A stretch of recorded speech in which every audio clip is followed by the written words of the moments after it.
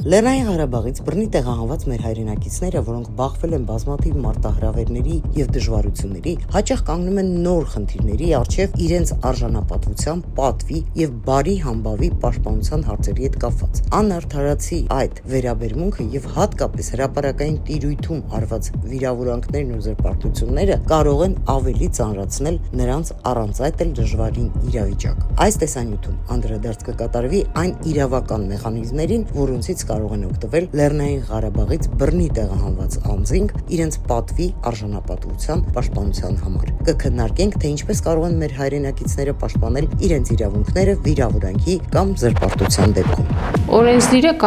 կարևորելով մարդու արժանապատվության, պատվի եւ բարի համբավի անձեռնմխելիության դատական կարգով պաշտպանության առանցքային նշանակությունը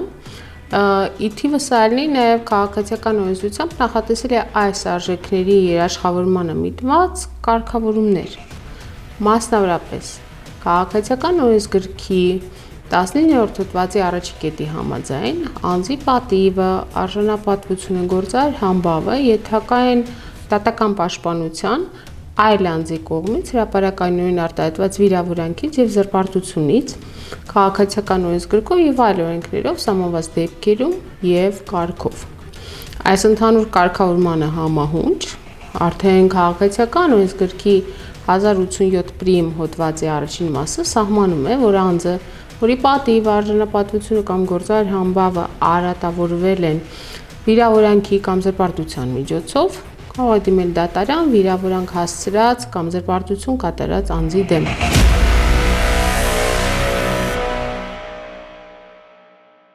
Օրենսգրքի նշված հոդվածը սահմանում է վիրավորանքի և զրպարտության օրենսդրական սահմանումները, համաձայն որոնց վիրավորանքը խոսքի,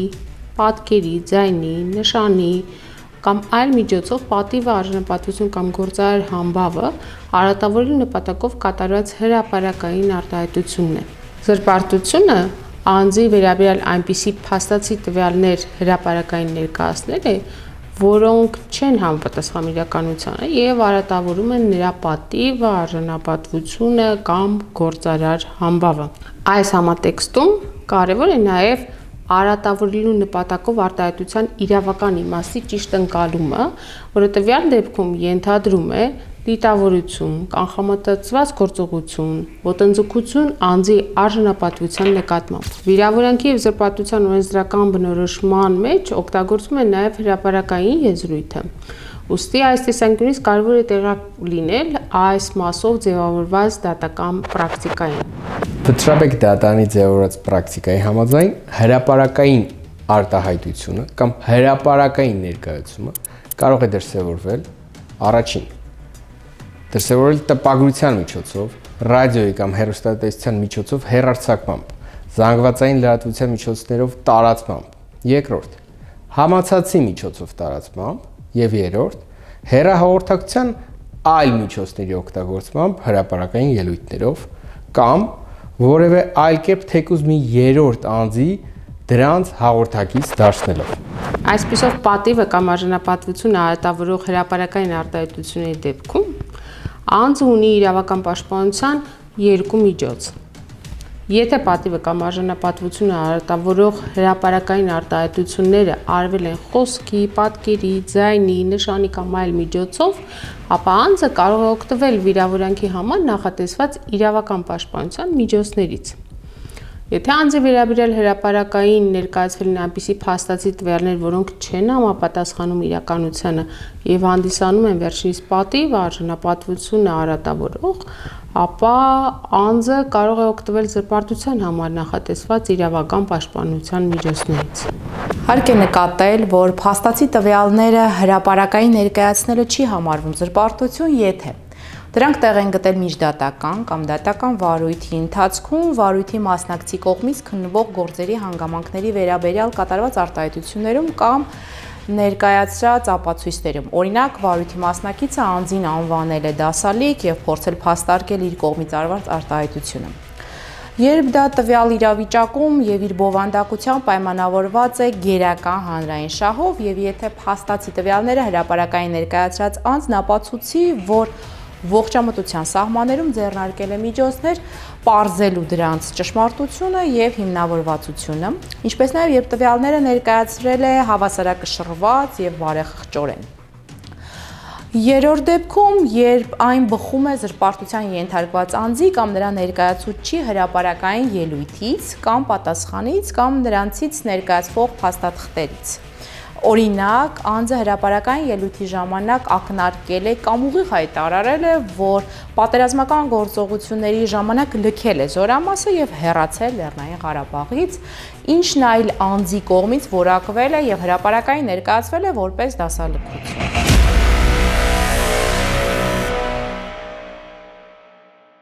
Քաղաքացիական օրենսգրքի 1087 պրիմ հոդվածի 6-րդ մասի համաձայն անձ ազատվում է վիրավորանքի կամ զրպարտության համար պատասխանատվությունից, եթե իր արտահայտված կամ ներկայացված փաստացի տվյալները լրատվական գործակալության տարածած տեղեկատվության, ինչպես նաև այլ անձի հրապարակային ելույթի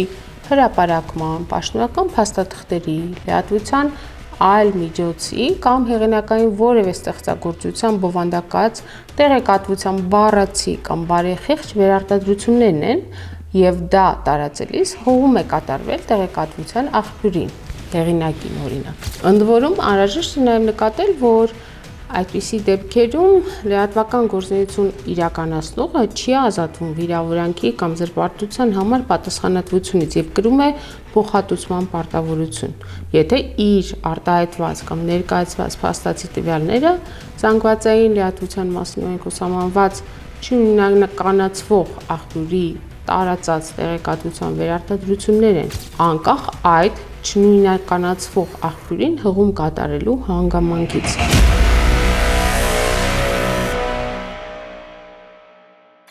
Զրպարտության վերաբերյալ գործերով անհրաժեշտ փաստական հանգամանքների առկայության կամ բացակայության ապացուցման պարտականությունը կրում է պատասխանողը։ Այն փոխանցվում է հայցվորին, եթե ապացուցման պարտականությունը պատասխանողից պահանջում է ոչ ողջամիտ գործողություններ կամ ջանքեր, մինչդեռ հայցվորը տիրապետում է անհրաժեշտ ապացույցներին։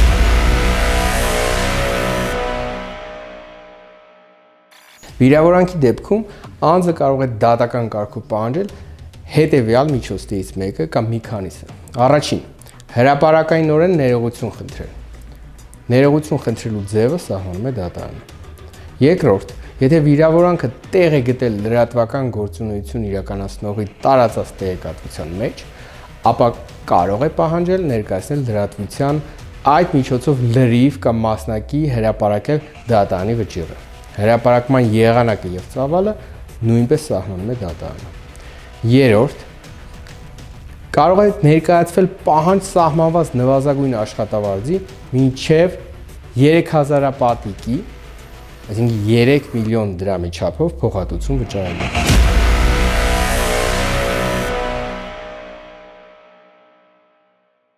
Զրպարտության դեպքում անձը կարող է դատական կարգով պահանջել հետևյալ միջոցներից մեկը կամ մի քանիսը։ Առաջին, եթե զրպարտությունը տեղ է գտել լրատվական գործունեություն իրականացնողի տարածած տեղեկատվության մեջ, ապա անձը կարող է պահանջել լրատվության այդ միջոցով հրապարակայինորեն հերքել զրպարտություն համարվող փաստացի տվյալները եւ կամ հրապարակել դրանց վերաբերյալ իր պատասխանը։ Հերքման ձևը եւ պատասխանը հաստատում է դատարանը ղեկավարվելով զանգվածային լրատվության մասին Հայաստանի Հանրապետության օրենքով։ Երկրորդ, սահմանված նվազագույն աշխատավարձի մինչ 6000 պատկի, այսինքն 6 միլիոն դրամի չափով փոխհատուցում վճարել։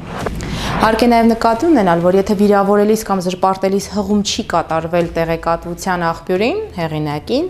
կամ տեղեկատվության աղբյուրը հեղինակը հայտնի չէ, կամ լրատվական գործունեություն իրականացնողը օգտվելով տեղեկատվության աղբյուրը չբացահայտելու իրավունքից չի հայտնում հեղինակի անունը, ապա փոխհատուցման պարտականությունը կրում է վիրավորանքը կամ զրպարտությունը հրապարակային ներկայացնողը, իսկ եթե այն ներկայացվել է լրատվական գործունեություն իրականացնողի տարածած տեղեկատվության մեջ, ապա լրատվական գործունեություն իրականացնողը։ Պետք է նաև նկատի ունենալ, որ դուք չեք կարող օգտվել վերոնշյալ իրավական պաշտպանության միջոցներից, եթե մինչև դատարան դիմելը զանգվածային լրատվության մասին Հայաստանի Հանրապետության օրենքով սահմանված կարգով պահանջել եք հերքում եւ կամ ձեր պատասխանի հրապարակում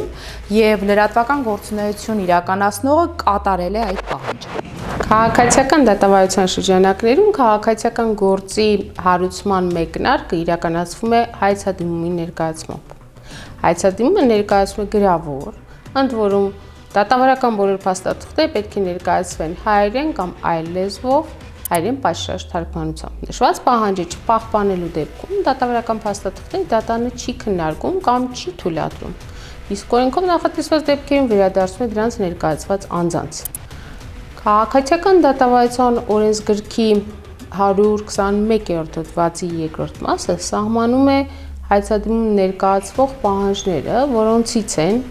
դատանի անվանումը, որտեղ ներկայացվում է հայցադիմումը, հայցվորի անունը, հաշվառման վայրի հասցեն, ծանուցման հասցեն եւ այլ տվյալներ, պատասխանողի անունը, հաշվառման վայրի հասցեն եւ այլ տվյալներ, գործին մասնակցող այլ անձանց անուններ եւ մի շարք այլ տվյալներ, որոնց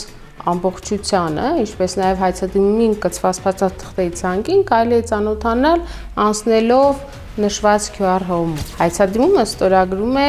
հայցվորը կամ նրա ներկայացուցիչը։ Ներկայացուցիչի ստորագրած հայցադիմում կցվում է լիազորությունը հավաստող փաստաթուղթը, այսինքն լիազորագիրը, օրինակ, եւ անձը հաստատող փաստաթղթի պատճեն։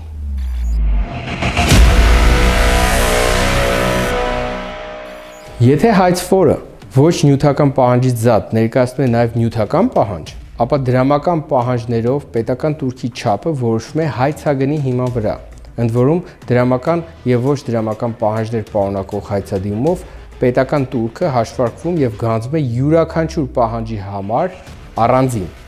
Պետական տուրքի մասին Հայաստանի Հանրապետության օրենքի համաձայն առաջին ատյանի ընդհանուր իրավասության դատարան ներկայացվող հայցադիմումների համար պետական տուրքը գանձվում է հետևյալ դրույքաչափով. Առաջին, դրամական պահանջով հայցագնի 3%-ի չափով, բայց ոչ պակաս բազային տուրքի 6-հապատկից եւ ոչ ավել բազային տուրքի 25,000-հապատկից, ոչ պակաս, այսինքն 6000 դրամից եւ ոչ ավել 250,000 դրամից։ Երկրորդ, ոչ դրամական պահանջով բազայի տուրքի 20-հապատկի չափով, այսինքն 20,000 Հայաստանի Հանրապետության դրամի չափով։ Արդեն պարզ էր, որ բազային տուրքը կազմում է 1000 դրամ։ Գործն ըստ էության լուծելու դեպքում առաջին ատյանի դատարանը կայացնում է վճիռ։ Զրպարտության կամ վիրավորանքի դեպքում Հայաստանի Հանրապետության քաղաքացիական օրենսգրքով սահմանված փոխհատուցման չափը սահմանելիս դատարանը հաշվի առնում կոնկրետ գործի առանձնահատկությունները, ներառյալ վիրավորանքի կամ զրպարտության եղանակը եւ տարածման շրջանակը։ Երկրորդ, վիրավորողի կամ զրպարտողի գույքային դրությունը, ընդ որում փոխհատուցման չափը սահմանելիս դատարանը չպետք է հաշվի առնի վիրավորանքի կամ զրպարտության հետևանքով պատճառված գույքի վնասը։ Վերոգյալի առնչությամբ հարկ է նշել, որ վիրավորանքի կամ զրպարտության համար նախատեսված իրավական պաշտպանության միջոցների հետ անձն իրավունք ունի իրեն վիրավորանք հասցրած կամ զրպարտած անձից դատական կարգով պահանջելու վիրավորանքի կամ զրպարտության հետևանքով իրեն պատճառված գույքային վնասները, ներառյալ ողջամիտ դատական ծախսերը եւ խախտված իրավունքների վերականգնման համար իր կատարած ողջամիտ այլ ծախսերը։